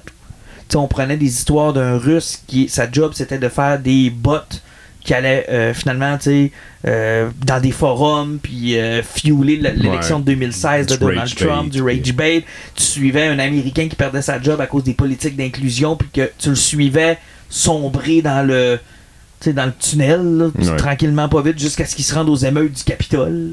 Puis tu suivais l'enquêteur Thomas Noronha, qui était dans les histoires de fake ID, puis de fake d'intelligence artificielle, puis de fausses vidéos, de fausses nouvelles, puis tout ça venait se rejoindre à la fin du livre. C'était bon, mais c'était moins bon que ce que je suis en train de lire, Sixième Sens, écœurant, J.R. Dos Santos, qui est un auteur. Si vous tombez là-dedans, vous allez tous les lire. Tout simplement parce que c'est... Puis lui, ce que j'adore, c'est qu'il a la technique du 3 pages chapitre. Fait que c'est dur d'arrêter. Encore un petit dernier. Encore. Et moi, 4-5 pages encore, je m'en vais me coucher. Tu te rends compte que ça fait genre 150 pages. C'est fou comment ça joue, ça. Des fois, t'es intrigué, mais tu fais comme tu regardes. Le prochain chapitre, je peux pas lire 25 pages à soir. Puis... Ouais, mais 4 pages, ok, c'est beau, je vais y aller. Puis là, tu te laisses convaincre comme ça, puis écoute, ça finit par être comme un couteau chaud dans du beurre. Donc, J.R. Dos Santos, Le Sixième Sens. J'y vais? Ouais. Fidèle à mon habitude, je vais y aller avec deux projets différents. Ben oui! Je vais vous parler, de la finale de The Boys sur Amazon Prime. On a finalement atteint la dernière saison. On a eu aussi 2 post-saisons de Gen V. Ils ont essayé de faire une série avec des ados dans l'univers de The Boys qui n'ont pas vraiment pogné. Puis la 2e saison, normalement, était supposée être une clé pour arriver à la 5e saison. Après des codes d'écoute abysmales, clairement, les scénaristes ont décidé de ne pas considérer les événements. Et les personnages sont là en termes de caméo. Ce que je pourrais dire, c'est la saison 5. J'avais une discussion avec un ami qui les a écoutés, puis il me disait, The Boys, d'habitude, saison 1, 2, 3, 4, il y avait tout le temps comme des moments trash, là, où tu fais comme ça te rappelle que tu écoutes The Boys. Mais dans 5, la réalité nous a dépassé. Genre, les moments trash ne sont plus là. Puis le fait que Homelander soit genre une espèce d'émule de Trump, ben, un peu comme dans South Park, la réalité les a rattrapés. Genre, c'est plus trash et plus drôle que c'est ça, le président est plus imprévisible, est plus weird que ce qu'il peut faire, même avec un Superman coqué South Park, complètement psychotique. Tu sais, je veux dire, South Park, pour régler ce problème-là, ils ont été obligés d'aller genre Trump couche avec Satan. Carrément, c'est ça. Ils savaient tellement plus comment le traiter qu'ils se sont dit, ben, il a là, remplacé on prend Saddam Ouais, Hussein, ils ont puis dit, on rendu met là, la tête de Trump c'est ça. dessus. C'est ce Ça qu'on va être fait Trump qui avec. couche avec Satan, Wow. puis il y a un bébé avec Satan. Là. On est là. Sans atteindre ça, tu sais, The Boys a quand même essayé de faire atterrir. Je vous dirais, si vous avez écouté, mettons 2-3 saisons, je sais plus sûr, peut-être terminez-le. Ça offre, contrairement à des trucs comme Game of Thrones, Stranger Things, qui étaient des séries très populaires qui tiraient du monde, qui ont eu des finales très, très, très non satisfaisantes, on va dire. Ben, The Boys offre une finale qui est vraiment cool, qui est genre... Ça plaira pas à tout le monde, mais c'est bien aligné avec ce que la série raconte. Puis ça vaut la peine de persévérer pour arriver jusqu'au bout. Je vais aussi vous parler d'une autre série chez DC Comics dans T'as pas le droit. All-In. Qu'est-ce que ça s'appelle? Ouais, l'initiative All-In, là, qui est le nouveau Infinite. Là, Ouais, qui essaie des trucs. Jeff Lemire. Ah, non! Sacrement! Je savais que j'allais faire donner, mais je pense qu'Alan sait où je m'en vais, puis il va être genre semi-d'accord. Firestorm. Je sais pas, moi, je fais rien que le beau puis Catwoman dans la All-In, c'est que... Firestorm, c'est du fucking génie. Moi, c'est ce que j'aime. On prend un personnage vraiment obscur où je te mets au défi, tu sais, nomme-moi une série où Firestorm est un personnage important. Ben là, Jeff Lemire se l'approprie. C'est vraiment cool. Le concept du personnage Firestorm, là, c'est genre un prof génial qui a fusionné avec un footballeur, puis les deux sont à l'intérieur de la matrice qu'on appelle de Firestorm, puis les deux esprits cohabitent, puis il y a des pouvoirs nucléaires. Cette BD-là commence avec Firestorm qui arrive au Colorado, dans une petite ville. Il descend. Il transforme la ville en glace et en craie. Là, tout le monde capote, savent pas ce qui se passe. Il tue tout le monde. Fait que là, panique générale, qu'est-ce qui se passe? Ils se rendent compte que les deux personnes qui étaient à l'intérieur de Firestorm ont quitté. Fait que là, il reste rien que l'entité. Fait que le premier numéro, ça se termine comme ça. Le deuxième numéro, la Justice League arrive là. Il passe à travers la Justice League au complet. Il tue tout le monde. Et là, on tombe sur l'ancienne petite amie de Firestorm, de un des deux, qui était là au secondaire avec lui, qui l'a suivi, puis il y a eu un break-up. Puis elle, il faut qu'elle essaie de retrouver les deux personnalités qui ont splitté pour essayer de régler ce problème-là. 3 numéros de sortie, une mini-série de 6. Ça refait ce qui est génial chez DC, prendre un personnage obscur et lui mettre un backstory. Et Dieu sait qu'il en a. Oui, puis lui, tu sais, je veux dire... C'est un peu comme genre Alan Moore avec Swamp Thing ou genre Tom King avec Supergirl avec oui. Elle est rendue où Punchline? On sait pas. James Robinson avec Starman. Si vous aimez genre, c'est ça, vous appropriez des personnages obscurs, lui raconter une fucking bonne histoire là. Puis Jeff Lemire, c'est du hit and miss, ben là on est dans du gros fucking hit. Firestorm. Okay. Au moins c'est un 6 numéros. Au moins. Moi, je voulais finir parce que si le monde veut le couper là, ça va être leur chance parce que je vais parler... C'était invitant, ça? Non, c'est parce que je vais parler de Révélation, le dernier de Spielberg. Moi, j'enlève mes écouteurs. Puis je vais le spoiler au grand complet. On a toutes les bandes annonces, puis on a toutes des curiosités. On se demandait tout c'était quoi? Exactement, parce que tu sais, on se demandait si ça allait avoir des liens avec Rencontre du troisième type, ça allait avoir E.T. ou ben n'importe quoi. Moi, je pensais qu'elle allait closer comme genre son espèce... C'est lui aussi était tombé genre dans la sauce univers partagé, puis qui allait nous faire comme genre tout ça n'était qu'un seul univers. Et non, malheureusement, le film est pas très bon. À part pour la prestation d'Emily Blunt qui n'a aucun sens dans ce film-là. Dans le fond, le film commence à peu près comme si tu étais dans une série TV puis tu avais oublié d'écouter les 5 premiers épisodes. Le film commence là. Bon. Ça commence vraiment raide. C'est une prémisse qui est un peu bizarre avec un mathématicien qui est là. Sauf que le film est con. Du début jusqu'à la fin. Parce que Spielberg n'a pas sorti des années 80 mais du début des années 90. La technologie, il la comprend pas. Puis il pense que tous les films, c'est des Goonies. Ça fait que son film est ultra sérieux. T'as comme une agence secrète là, qui contrôle les extraterrestres, qui ont développé leur technologie, puis qui cachent toutes les technologies, puis tous les secrets des extraterrestres. Puis bizarrement, dans cet univers-là, tous les extraterrestres se sont écrasés aux États-Unis. Personne sur la planète Terre sait que ça existe, là, mais à part une entité, là, puis tu sais, il y a eu 4-5 crashs extraterrestres, là, puis rien que les États-Unis. Tout aux States. Rien que les States, c'est ça. Think big! Ça fait que là, t'as comme une agence, là, que même les présidents savent pas, parce que dans le film, ils montrent que Dixon, c'est un douchebag qui montrait son meilleur ami acteur, là, des extraterrestres, puis ça fait foutre la merde. C'est que même les présidents sont sortis de ça. Quand Elon Musk va aller sur Mars ici ou atterrir aussi, on a la carte de non, à la ville de Marshall. C'est juste pour dire, c'est parce que là, tu as une agence qui est plus puissante que le gouvernement, tu sais, c'est plus haut que la NSA, c'est plus haut que la CIA, des agents qui sont ultra entraînés là-dedans. C'est pas de ces prémices-là. À un moment donné, Emily Blunt est avec son chum, il faut qu'elle sauve de l'hôpital avec le gars qui y parle. Elle sauve de là, c'est que le gars, il l'appelle, fait comme là, on s'est parlé sur cellulaire, il faut que tu détruises ton cellulaire. Là, tu te ramasses avec une séquence à la Spielberg où ils sont pas capables de plier sur le cellulaire avec le char.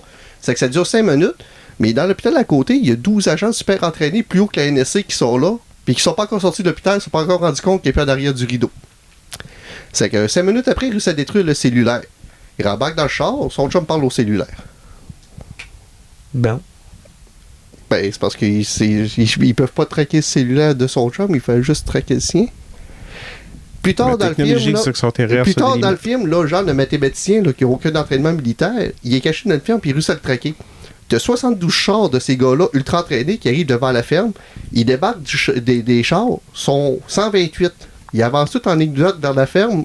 Ils ont des walkie-talkie ou des guns? Il y avait des guns, ça, c'est parce que c'est pas encore le remaster ouais, parce qu'il n'y aura plus de guns. C'est dans le remaster. C'est que lui, il est à 10 mètres en arrière des chars, en arrière d'une clôture, là, puis il regarde les gars, puis sur les 128, il n'y en a jamais un qui se dévie. Il réussit à aller voler un char puis se sauver. Il trouve le moyen de faire la séquence qu'il soit arrêté, là, d'arrêter le char sur le bord de précipice, mettre une roche pour qu'il saute en bas. Les gars arrivent en arrière, ils font comme « Oh non, ça va nous prendre une équipe de plongeurs », mais ils sont cachés sur une roche 3 mètres en arrière des agents ultra entraînés. Mais le film te prend pour des caves, du début jusqu'à la fin de main. Parce qu'à un moment donné, t'essayes de vouloir suivre, mais le film n'a pas de payoff, c'est comme plate. Puis ça mélange des éléments de films qu'on a déjà vus. Dans le fond, les extraterrestres parlent des mathématiques, film de Jodie Foster. Ouais. Et là, ça s'enligne demain, puis là, t'attends d'avoir des payoffs, t'attends d'avoir des réponses, et le film dure 2h25. Je crois que c'est long. T'as rien. T'as absolument rien. Et là, à la fin du film, parce que faut pas interdimensionnel. Pas juste, c'est encore pire que ça. Ouais. Parce que dans le film, tu te rends compte que, en écoutant les nouvelles de temps en temps, que la troisième guerre s'en vient, mais c'est pas clair, ils en parlent pas vraiment bien. Et là, pendant qu'ils sont en train de vouloir révéler les extraterrestres, ils nous font parler du fait que si on apprend que les extraterrestres existent, ça va être quoi notre rapport de foi par rapport à Dieu? Ça fait que là, pendant une demi-heure, ils parlent de Dieu pendant le film. OK. Puis là, il y a la Troisième Guerre mondiale. Là, tu fais comme, où c'est que Spielberg veut s'en aller? Et là, il commence à avoir des séquences de poursuites qui sont dignes des Goonies tout le long du film. Toujours pas de payoff. T'arrives à la fin, la fille, Emily Blunt, a fait un espèce de speech en live aux nouvelles, où elle dévoile que le gouvernement a maltraité des extraterrestres pour leur voler de leur technologie, pour ils ouvraient, pour les maltraiter. OK? Puis là, ils nous emmènent un extraterrestre devant la TV. Là, tu fais comme Chris, on va l'avoir notre payoff. C'est que l'extraterrestre parle au gars parce que les extraterrestres parlent de mathématiques. Il fait. Et là, le gars va parler dans l'oreille de la fille. Et la fille fait comme écoute, générique. Hein? Tu sais que je t'ai dit, je vais te spoiler le film, puis je t'ai dit écoute, c'est parce que je t'ai littéralement dit à la fin du film. Elle dit écoute, puis le film finit. Tu te clenches 2h25 de pas de réponse, de scénario qui n'a aucun sens, de plein d'affaires qui sont pas bonnes pour arriver à la fin. Tu sais, quand t'écoutais le film de Jodie Foster, c'était le premier film durait 3 heures, puis à la fin, là, il arrivait, je vais voir les extraterrestres. Là, c'était son père qui disait lâchez les ordinateurs, puis va parler à tes amis. Et là, le film finit sur écoute, là, c'est comme qu'est-ce, vous avez pas appris de sa gaffe-là? C'est comme, t'as refait pire 20 ans plus tard, pourquoi? Ben, arrêtez 30 ans plus tard, mais le film. Hey, tu m'as pas donné le goût d'aller le voir, là. Hey, tu sais, il y avait quelques sourires, la salle était pleine parce que c'était du Spielberg, mais on est sorti de là, puis j'étais comme là. C'est impossible, là. C'est comme. Oui, il y a quelques bonnes séquences dans le film, mais le film est cave, puis il n'y a pas de payoff, il y a comme rien. Puis il n'y aura pas de bonne deuxième semaine avec la bouche-oreille avec ce film-là. Non, parce que déjà, j'ai du monde qui j'en entends pas plus parler qu'il faut. Ouais, puis c'était supposé être l'événement, puis c'était supposé être. Ben, exactement. Le film te tient pas même pas voir là. Mais tu sais, le niveau aventure est même pas intéressant dans le film, à part la prestation d'Emily Blunt qui est vraiment incroyable. Le film, il n'y a rien pour lui, absolument rien. Puis, tu sais, toutes les questions sur Dieu, les questions sur ça, puis qu'il n'y a pas de payoff à la fin, c'est comme, on sait pas ce qu'il voulait s'en aller dans le film. C'est comme, il lance plein d'idées, plein de questionnements, mais pas de réponse. C'est comme s'il fait juste jeter des idées. Il va pas jusqu'au bout. Exactement. Et sur ça, nous, on va jeter une conclusion. Exactement, c'est le On thème. enregistre ça encore? Ben oui, mais il y a Supergirl qui s'en vient. Ouais, dans 2 semaines. Ça risque d'être là. Ça va être probablement là. Hey, à la prochaine. Bye, bye, bye. Salut.